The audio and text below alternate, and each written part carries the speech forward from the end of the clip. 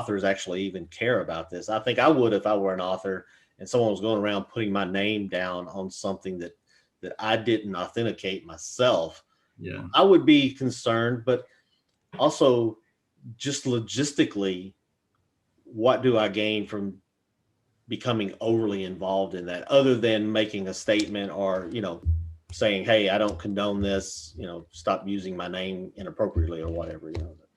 I've heard people say, oh yes, Stephen King is big against these fake signatures, as though he's like, as though they're friends with him, or as though he's actually come out and made a like real big deal about it. And that's obviously not true. I don't expect any author to stop everything they're doing and go, we've got to stop this, because that's not why they're into writing. That's not why they've made these stories, is so that they can get into some battle with the legalities of fake signatures.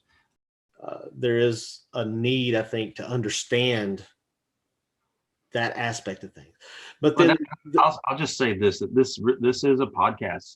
We're doing this, somewhat for posterity, but also other people will watch this. And so any questions that don't get asked, I think it'd be good if anybody who was wondering, put the question, ask a question about it, in there. And if I see anything that I can answer, I'm happy to help.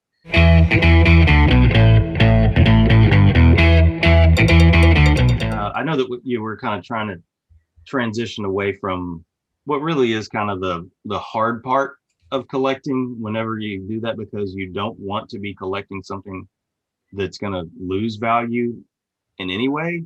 And one great way for it to not only lose value, but to almost be worthless is for the signature to be fake.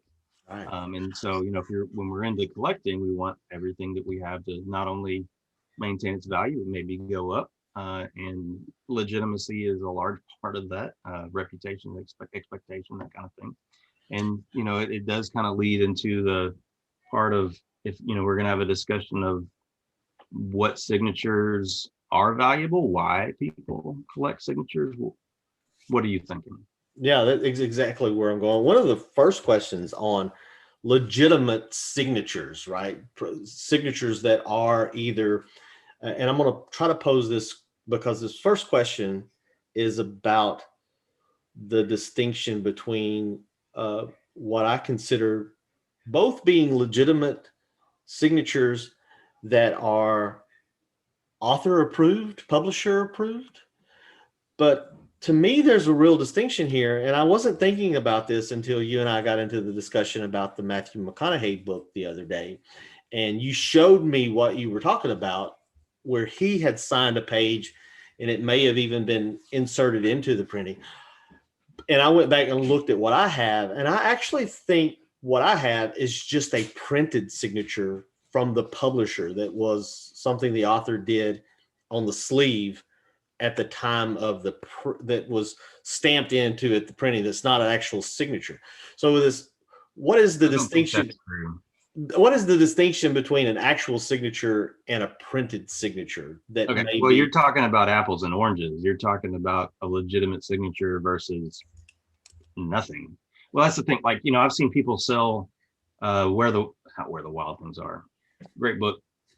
Hate to get sidetracked by that, but Where the Sidewalk Ends. And they'll point to at the back of the book where Shel Silverstein has his signature below a statement, and that's just printed in there. Right, exactly. Like, hey, there's a signed book. No, that's printed right on there. It's just not a signed book. It's the difference between signed and not signed. And to go, we should probably at this point, you'll see the shirts on us change and that kind of thing, because we should interject that conversations on signatures. I actually have right here 2 books with some really nice fake signatures. In fact, this kind of thing, like, I don't know when we're going to do it, but we need to have a episode at minimum on signatures in general. Mm-hmm. And the discussion on fake signatures is going to be more in depth than I think maybe you even realize, because it's so insidious and nefarious. Like this, for example, you know, I've got something else signed by Nelson Mandela. So this wasn't like my first thing. And so it didn't just like really infuriate me to get a fake signature in. But with something like Nelson Mandela, Stephen King, J.K. Rowling, anything by anyone who's passed away, frankly, like Robert Frost, and the list goes on and on. There's money to be made for people who are willing to put a fake signature on something and sell it.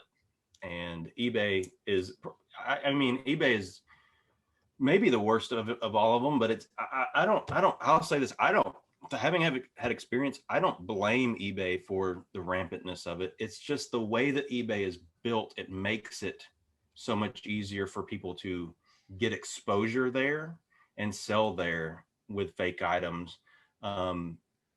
You know, that's the thing is, you know, I would bet that if it was the same kind of exposure for really any other avenue, it would be just as bad anywhere else, because it's somewhat like trying to stop pornography in a middle school. They're going to figure out the next proxy. They're going to figure out how to get around it. And there's just so much of it. And, you know, people, sometimes you'll run into something like the one in this one where they've just done a garbage job of doing it. And you can just eyeball the fact that it's fake. But sometimes they're pretty good, and it takes a trained eye. And so for me, like anything that is questionable, I immediately send off to JSA. And everybody's got these opinions on, some people absolutely hate authentication services. And that for me is always kind of, it seems like I immediately start to wonder where they're coming from, frankly, because a lot of the time, whenever I run into someone that's not only selling fakes, but I have talked to them and said, I'm going to send this off to authentication. The people that are selling fake stuff, they hate JSA. And that for me is one of the really telling things. But also, I've sent, let's say 20 things to them, and 16 have come back with a letter saying this is fraudulent. And so they're not doing, they know I'm a repeat customer. They're not going to reward me with a letter of authenticity on something that's fake. Right. You know, I don't send stuff to them generally to find out it's fake. You know, I do it so that I can then prove this is real. And so when I get in those rejection letters, really often it's a very good, useful tool for getting my money back on the item. And you know, it's real easy after that to tell if they knew what they were doing when they were selling something fake based on their reaction.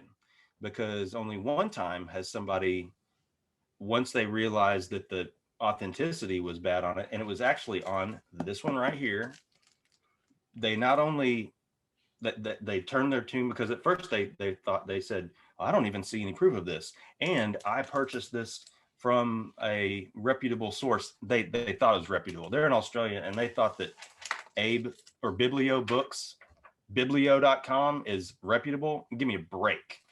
Biblio was just a garbage wasteland of fakes. I mean, like there's real stuff on there too, obviously, but there's like no accountability by the people that run that site. If somebody happens to sell you a fake one, they're like, well, that's between you and them. Oh, okay. So this isn't going to reflect on them as a seller. But this person got it screwed over, because there's even this letter that's it's not a great letter. You know what I mean? Like it's the kind of thing where I would look at it and go, yeah, I don't buy that this is real. But it says, thank you so much for participating in this auction. Yada, yada, yada. Your winning bid allows funds for Doctors Without Borders. Whew. Saying something like that, it better be real, or you're probably going to burn one day, is my opinion. And so this person actually, once they recognized it, they not only refunded me, they paid me for what it cost me to get it authenticated, because that's the money I'm usually out when something like this happens. And I expect that. I expect to be able to get my money back, because eBay will absolutely support the buyer whenever they're I think that you don't even have to have as much proof as a JSA authentication letter. But with that in hand, they don't even make you ship the book back. It's garbage. It's been defaced with a fake signature, so there's no even need to return it. And so very often, and I've actually been able to work my way through a couple of sellers that are no longer on there because of that. But you know, eventually these folks, they are making, like right now, there's somebody right today in the past 24 hours who has put up, you can search for them, about 7 or 8 Stephen King books with signatures, and they're asking only like $110. And $110 is going to sound like a lot. Well, it is a lot of money to a lot of people. But if you're in the collecting game, and everything else signed by Stephen King is a minimum of $400, $100 is an absolute steal. And that's what they're preying on, because with the way that collectors, especially with Stephen King, are, if you were to post something anywhere online signed by him, and I'm talking for not just on eBay, anywhere.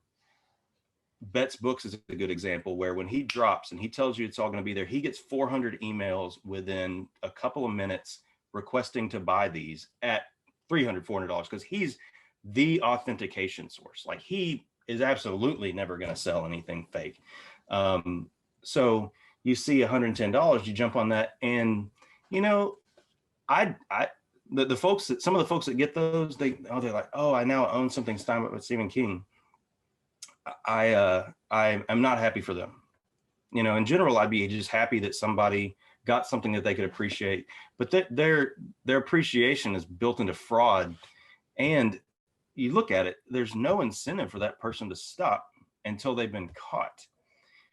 And there's no incentive to catch them other than somebody like me, because if they were real, they would have been bought within seconds, because there are plenty of things that you can do to have, whenever somebody lists anything on eBay, you get an instant alert. And I know that there's probably 100 or more people that have Stephen King signed stuff immediately being told to them. And so when those books don't sell right away, you know that the collecting community that knows better looks at that and goes, well, I'm not going to buy it. I'm not going to spend $110 on something I know is fake. So there's a lack of accountability, because the instant anybody sends a message to any of these people saying this isn't legit, what does that person do? They block them. So you can't communicate with them anymore, and you can't buy from them. So they're protected. Now, that's not the intention. That's not eBay's intention at all. And I know that because I've gone down a couple of different paths with folks that I've just gotten sick of. This thing with the road, this guy, the name was the Man of Spiders, this UK seller, and just over and over selling fake stuff. And so what I did was, and this is something that not everybody can do also. I have 2 accounts, and in general, you're not allowed to just have multiple accounts. You can have a second account whenever. This may be true in more than one instance, but with mine, I have an anchor store, and then I have a secondary buying account, because I can't actually buy every with that, because I'm tax exempt, right? Because of the capital gains things and all that. So I don't make it my business all the time, because I don't have the time to do it. But when somebody like this comes along, I'll float the money. And what I do is I buy it from them. And then as soon as the transaction's done, I didn't do that with this one, because I didn't realize kind of until the second book from this guy was on the way, or was supposed to be on the way, that there's no way this was real. I wasn't aware of the time actually of the story about Cormac McCarthy only signing so many of these and putting them in a vault for his son. So I heard that, I thought, there's no way this is real. And the price was just, frankly, just way too good. So by purchasing it, now what I do is I immediately send a message to them and say, I know this is fake. You know this is fake. So now what you have two options. You can either come up with a real one and send that to me and I'll get it authenticated, or you can cancel this transaction and essentially acknowledge that you are dealing in fraudulent items. And this guy didn't, but the last two, and these people are now off eBay. This is why I am going to back up eBay, that they do not promote this idea. They canceled the transaction. I leave the feedback, and it's all the proof that the fraud department at eBay needs to look at to realize this person's making considered decisions in response to the authentication of their signatures. So I'm not going to damn anyone that happens to have a fake signature in their collection, or even selling one, because stuff gets through, and some stuff is really good. You know, I've got 1,900 things up there. If one of them is fake, what I've always said is if you, for me, it's almost never a concern, because I get most of this stuff straight from the artist, the author, the publisher, that kind of thing. It's just not a worry. Is if you want to get it authenticated, like, I'm not going to pay to do that because I'm not worried about it. If you want to get that done, that would be great. And on the absolute off chance that it's fake, not only will I refund you your money, I'm going to pay you for every expense that went into getting it authenticated, the shipping there and back. And I might even take care of your time. And I'm not even going to like try and fight you on anything else too, because that is on me. That is on the seller to always have legitimate stuff in their library, their collection, their sales, the store. But that's something that eBay doesn't do because of the way, I mean, like it's almost impossible, that because you can't refund more than someone bought. And the folks that want to hide behind that, they're going to get feedback that's commensurate with that, because feedback is about how happy I am as a buyer. And if I feel like you're just going to screw me out of that money, it's just not going to be positive. It's not a positive interaction between the two of us. But it's not like it can't be done, because like this person right here, they're like, what's your PayPal? That because it was 150 plus shipping and all that, done, given to me. Great. Only person that's ever done that though. And so fraudulent signatures are rough out there. And it goes so far as when over time, I'm always building like what's the next name I want to have a signature of, or what's the next item I want to have. And at one point it was Bob Marley. You heard of him? Bob Marley? Yeah. Yeah. I'm slightly, kidding. yeah. Bobbert. It's Bobbert Marley. No. Bobbert Marley. No.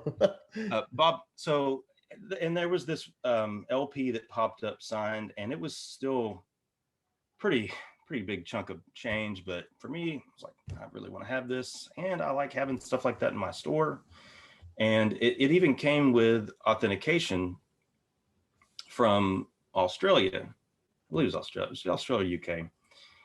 And I got it in, and for me, not only for my own purposes, but really, I think for anybody that lives in the United States and wants to trust the authentication services we have, felt like it needed an additional one. It just wasn't going to be enough to have this thing from over there. So I sent it off to JSA, and they sent me a letter saying this is not real.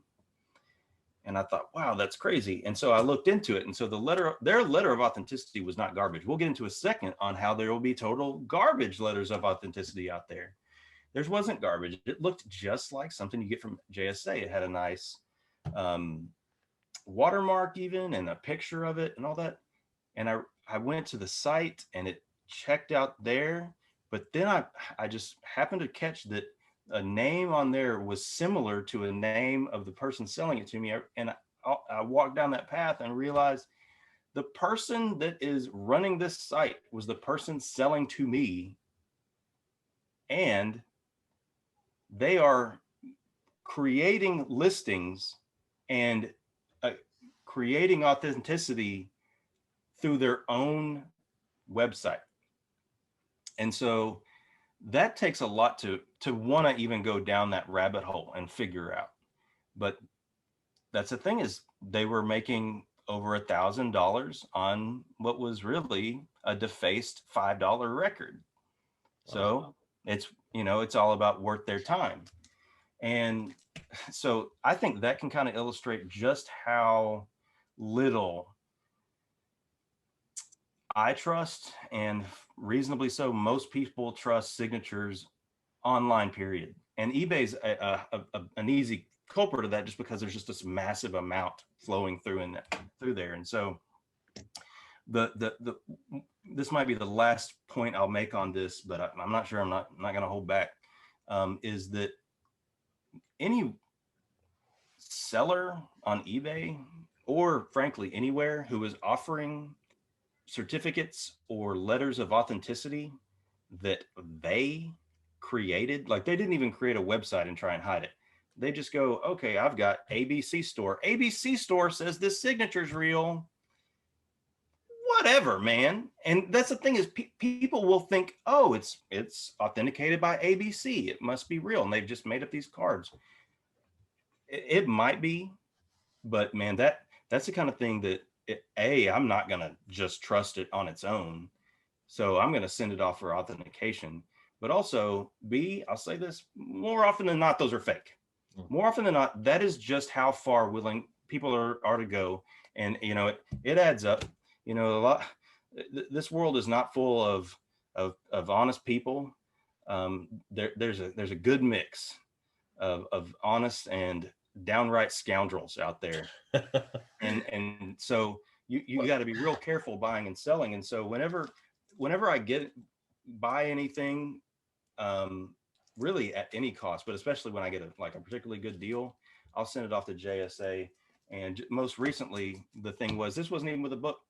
I got in a jersey signed by Paul Pierce, and that was through a charity and did have authenticity. But to put it up on the wall, I felt like, I love Paul Pierce, love me some Paul Pierce, but I need to have Tim Duncan too.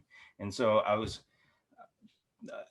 going to buy one that was on eBay, and this guy, he has it authenticated by this group called PAAS. I don't remember what it stands for, but there's a real shady organization. It's better than you having your own, I guess, but they're so shady. They were actually banned from eBay at one point, and the word is out on them. And so I wasn't actually even questioning that this guy was selling something fake. I just told him, I'm going to send this off to JSA just for my own purposes, as it made an offer of only $10 less than what he was asking. Just putting that out there, because you get some real telling information when you ask for that.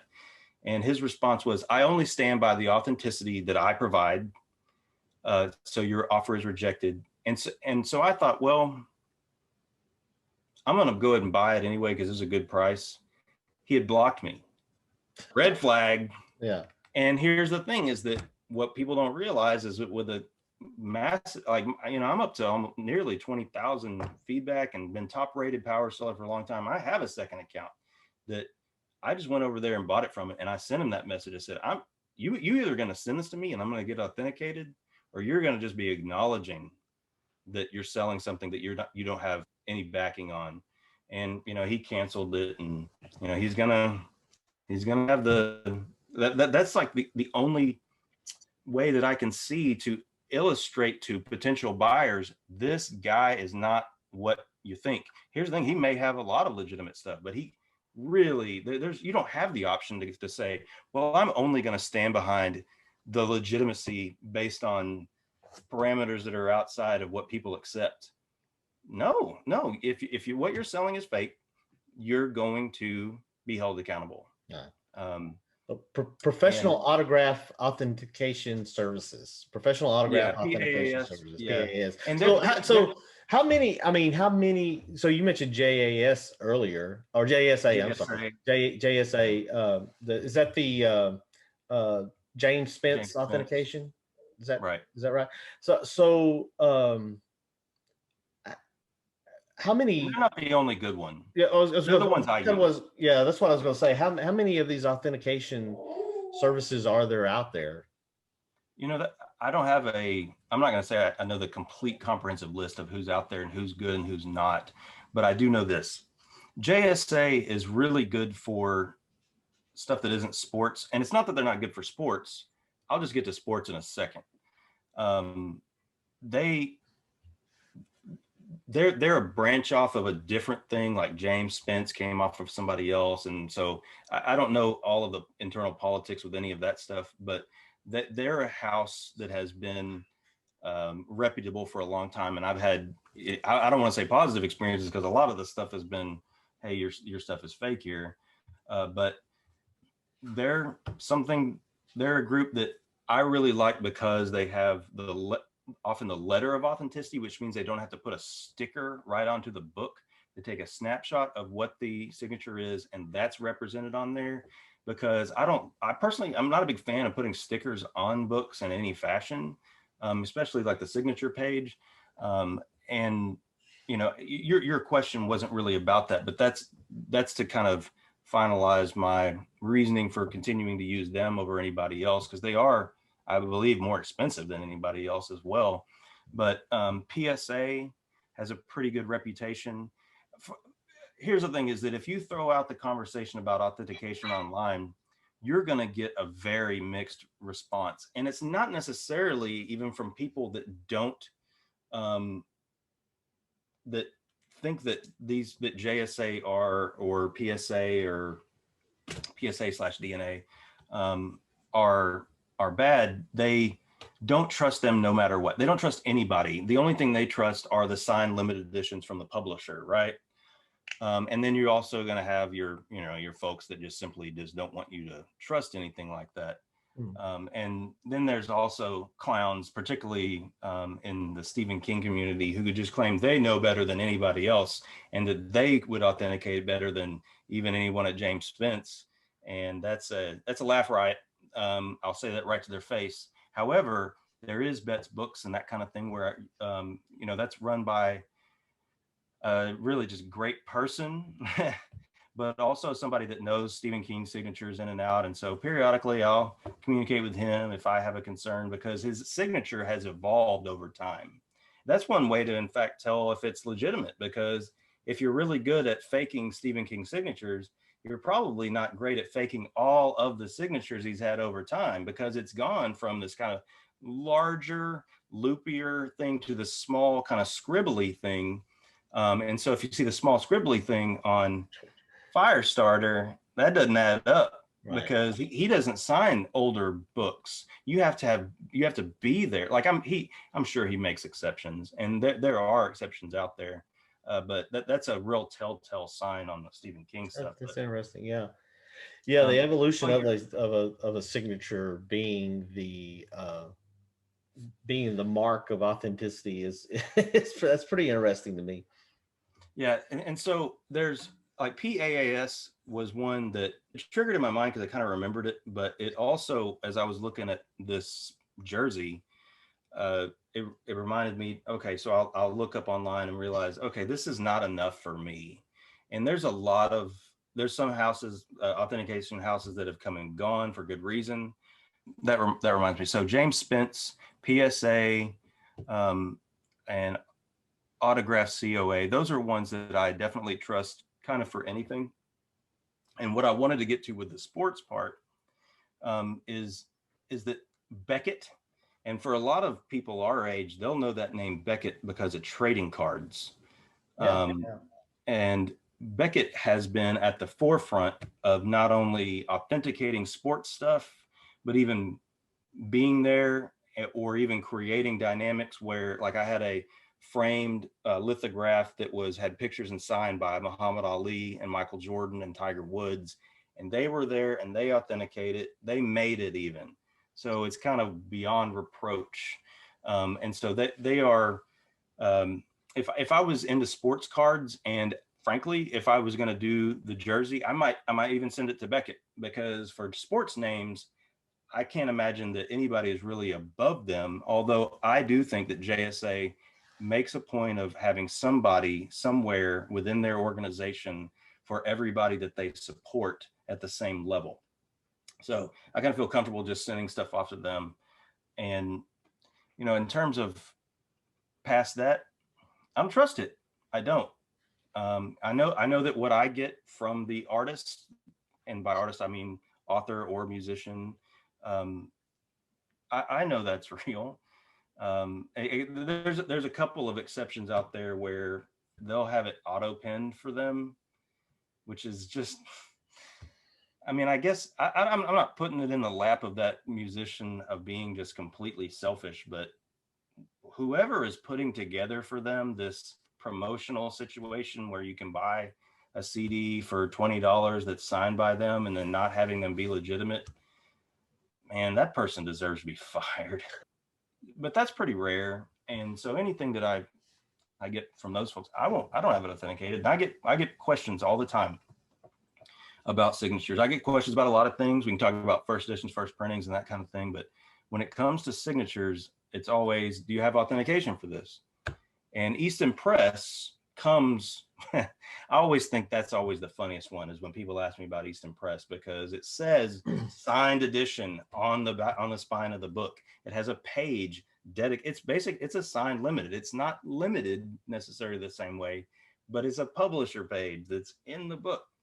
And so that they didn't do COAs, certificates of authenticity, for a fair amount of time. And then from, I don't know, remember the year, maybe it could even be looked up, but at one point they started it and they've done it ever since. Everything ever since is, it has this, it says signed on the spine, it says as the signed page, and it comes with a letter of authenticity. So with Easton Press, it's pretty easy. And so when folks ask about those, it's like, do you see, this is signed right on the book, I mean, like, if you want to get this authenticated, go with God. But I am not worried about that one at all. And with signed limited editions, it's not a concern. I actually never get those kind of questions about something that's a signed limited, but I will with, this is a good example. This isn't signed, but a book, the Notebook signed by Nicholas Sparks. I'll have that in, and someone will ask about it, and my response will be, I know that this is real. So since I know that, I'm not going to pay the $100 to send it off. However, I fully stand by my thing. And I think that if I was going to be giving any sort of advice to anybody buying signatures outside of these signed limited situations, ask some good probing questions, because the response by the seller will tell you kind of everything you need to know. I think that anybody selling anything good is going to tell you, yeah, I'm comfortable with that. And anybody not is going to get real uncomfortable. We hope you enjoyed the dialogue in this episode on author signatures and authenticity. This was the second in a series of 3. Join us next time as we deliver the final segment to wrap up this discussion that we hope collectors and sellers both find of interest. In the meanwhile, please like and subscribe.